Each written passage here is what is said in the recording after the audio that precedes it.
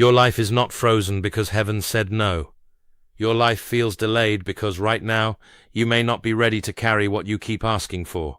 At this very moment, doors, resources, favor, and new levels may be sitting just beyond your reach. But they are not waiting for louder prayers, they are waiting for stronger capacity. This is the part most people never hear. Desire is not the issue. The real issue is structure. You are not only asking for more money, more peace, better relationships, or bigger opportunities. You are asking to hold more weight. And if your inner structure is weak, the very thing you call a blessing can turn into pressure that breaks you. Let that sink in. This changes the whole conversation. Most people spend years asking for increase while ignoring the deeper question being asked over their life. Can you truly handle what you want? Not for one day. Not in a high moment. Not emotionally, in a burst of excitement. Can your habits, your boundaries, your systems, your mind, and your daily life actually sustain what you are requesting? Stay with me here, because this is where everything starts to shift. The delay may not be rejection. It may be protection. It may be mercy. It may be wisdom keeping a heavy gift out of weak hands until the hands grow stronger. You are not only being measured by what you say you want, you are being measured by what your current life proves you can manage. That truth can sting, but it can also set you free, because once you understand it, you stop begging for increase and start building for it. You stop chasing outcomes and start becoming the person who can keep them. You stop waiting for the future to rescue you and begin strengthening the version of you that the future can trust. The world keeps telling people to dream bigger, ask for more, claim abundance, speak success, and picture a better life until it appears. But real wisdom works in a more demanding way. What you cannot manage, you will not keep. What you cannot hold, you should not receive yet. What you cannot sustain will not stay, even if it arrives early.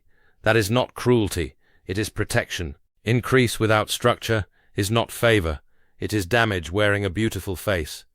Think about the last major thing you asked for. Maybe you wanted more income, a deeper relationship, a chance to lead, a new open door, a bigger platform, or a cleaner season in life. Look closely. Were you only asking for the reward while quietly avoiding the responsibility connected to it? Were you asking for the result without becoming the kind of person who could carry the weight of that result? That is where many people get stuck. They question goodness itself, when the real issue is that their current life has not yet been trained to hold the next level. Here is what is actually being measured when increase is requested. Your money habits are being seen. Your reactions under stress are being seen. Your use of time is being seen. Your ability to set limits is being seen. The way you handle conflict is being seen. The way you recover from pressure is being seen. The patterns in your relationships are being seen. Your current ceiling is not random, it is built. It is made from repeated choices, hidden habits, emotional strength, practical systems, and the ability to carry responsibility without falling apart. Don't miss this. Your ceiling can change, but it changes when your structure changes. The moment you understand that, you stop living like a victim of delay and start living like a builder of capacity. There is an old story about a desperate woman with debt, fear, and almost nothing left except a tiny jar of oil. She was told to gather empty containers from every place she could find them. So she did. She filled her house with empty vessels, shut the door, and started pouring from the small jar. The oil kept flowing until every container was full, and then it stopped. Not because the source was weak, but because the prepared space had reached its limit.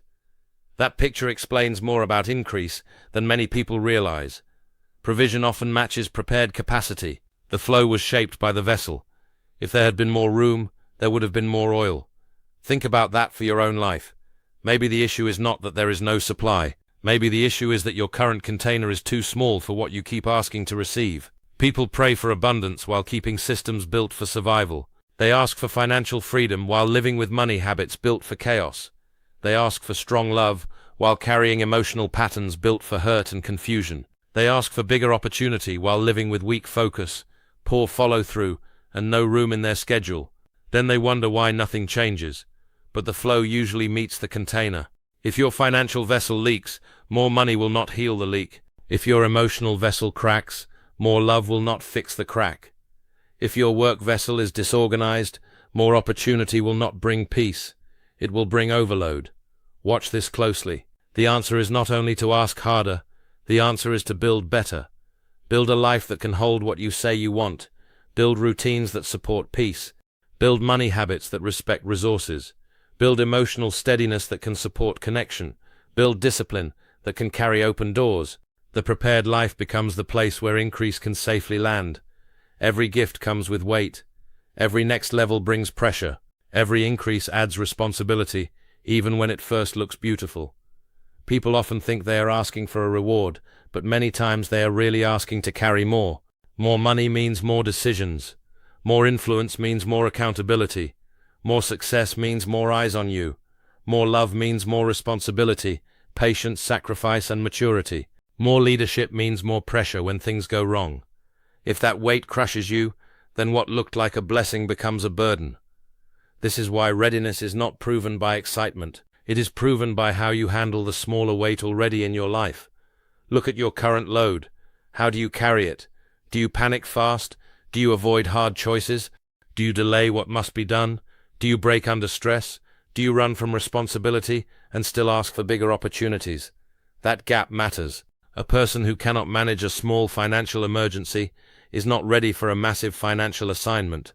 A person who falls apart under today's duties is not ready for tomorrow's promotion. A person who escapes responsibility in small things will be broken by larger things. This is not about shame. It is about accuracy. And accuracy is powerful, because once you see the truth, you can train for it. Keep listening, because this part may save you years. You are not simply asking for gifts. You are asking to be trusted with greater responsibility. Trust is not built by wishing. It is built by demonstrated strength under present conditions. That means your current season is not useless. It is training. Your present pressure is showing you where your structure is weak and where it must grow. Instead of hating the weight you already carry, study it. It is exposing the muscles you still need to build before more can safely arrive. Increase usually follows 3 quiet expansions: identity, discipline, and boundaries. First, identity must grow. If you still see yourself as powerless, broken, always behind, always less, then even when good things come, you may sabotage them to match your old self-image. Your internal picture works like a thermostat. It keeps pulling your life back toward what feels familiar. If you ask for better while secretly identifying with lack, you may reject the very opportunities that could change you. If you want respect, but still see yourself as a victim, your patterns may keep inviting the same treatment you say you hate. If you want progress, but carry a deep belief that you are not enough, you may unconsciously prove that belief true. Next comes discipline. Identity gives the frame, but discipline builds the structure. The life you want must be supported by habits. If you want financial peace, show discipline with the money you have now. If you want strong relationships, show discipline with your words, your reactions, and your honesty now. If you want success at work, show discipline with current duties before bigger ones arrive. Then come boundaries. Boundaries protect what discipline builds. A person with no limits loses energy everywhere. A person who cannot say no cannot protect focus. A person who cannot protect time cannot carry more valuable assignments. A person who cannot guard peace will trade important things for urgent distractions. This is the order. Identity gives direction. Discipline creates function. Boundaries preserve strength. When these expand, your life becomes safer for increase. And when your life becomes safer for increase, more can enter without destroying you. Don't skip this point. The goal is not to look ready. The goal is to become ready in a way your daily life can prove. That is how preparation turns into capacity, and capacity starts pulling opportunity toward you. Now let's expose the patterns that quietly reveal weak capacity. Not to shame you, to diagnose the leak. Maybe you ask for business growth, yet you still do not manage the income already passing through your hands. There is no plan, no tracking, no budget, no intentional respect for resources, and yet you want greater flow. That is not readiness. That is hoping without structure. Maybe you want a higher position, but you avoid responsibility where you are. You want the title, the pay, the recognition, the open door, but not the pressure, the hard choices, the burden of leadership, or the discipline of being dependable. That does not lead to promotion. It exposes why promotion would feel heavy if it came too soon. Maybe you ask for abundance while spending emotionally. Every bad day becomes a purchase. Every stressful moment becomes an excuse. Every low feeling becomes a money decision. In that state, more money does not create peace, it creates a wider mess. Maybe you demand respect from others while refusing to govern your own emotions. You explode, react, spiral, and then expect people to respond to you with steadiness you do not give yourself. Maybe you want marriage, yet you still cannot carry solitude with strength. You want someone to remove emptiness instead of building a life that is already full enough to share. Maybe you dream about wealth but collapse under pressure. You imagine comfort, not responsibility. You imagine freedom, not stewardship. You imagine the visible shine, not the hidden weight. All these patterns point to one truth. You want bigger external results without equal internal growth. You want fruit from a tree you have not yet strengthened. You want a harvest from soil you have not yet prepared. But that can change. The leak can be repaired.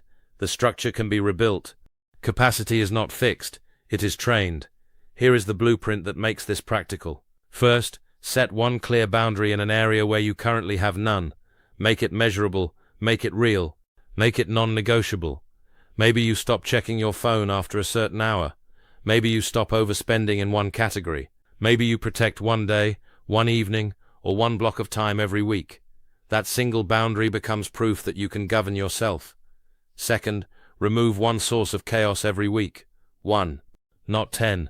1. A draining relationship, a messy space, a wasteful habit, a broken routine, a constant distraction. Capacity rises when chaos falls. Third, build one system that works even when you do not feel inspired. A simple budget, a morning routine, a study block, a planning rhythm, a cleanup habit, a health routine. Systems beat mood. Systems keep moving when motivation disappears. Fourth, measure one thing consistently. If you do not measure it, you will guess. If you guess, you will drift. Track savings, track time, track habits, track learning, track health, track follow-through. Measurement brings honesty, and honesty creates change. Fifth, take responsibility in one area where you have been making excuses. Stop explaining everything. Start owning something. Growth begins where excuses end. Sixth, practice delayed gratification on purpose. Want something and wait, not because you cannot have it, but because you are training your soul to desire without becoming ruled by desire. That is powerful. Seventh, do one thing each day that your future self can inherit.